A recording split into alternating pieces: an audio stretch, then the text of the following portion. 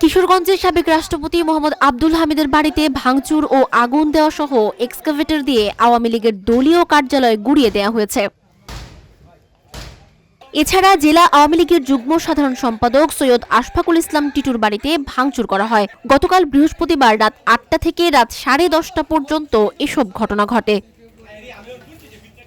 প্রত্যক্ষদর্শী সূত্রে জানা যায়, গতকাল রাত ৮টার দিকে কিশোরগঞ্জ জেলা শহরের স্টেশন রোডে আওয়ামী লীগের দলীয় কার্যালয়, যেটিকে গত বুধবার বিক্ষুব্ধ ছাত্র জনতা টয়লেট ঘোষণা করেছিলেন, সেই কার্যালয়ে গতকাল রাতে এক্সকাভেটর দিয়ে গুঁড়িয়ে আগুন দেওয়া হয়। এদিকে রাত ৯টার দিকে জেলা শহরের খড়মপট্টি এলাকায় জেলা আওয়ামী লীগের যুগ্ম সাধারণ সম্পাদক সৈয়দ আশফাকুল ইসলাম টিটুর বাড়িতে ভাঙচুরের পর সাবেক রাষ্ট্রপতি আব্দুল হামিদের বাড়িতে অগ্নিসংযোগ সহ হামলা ভাঙচুর চালান বিক্ষুব্ধ জনতা।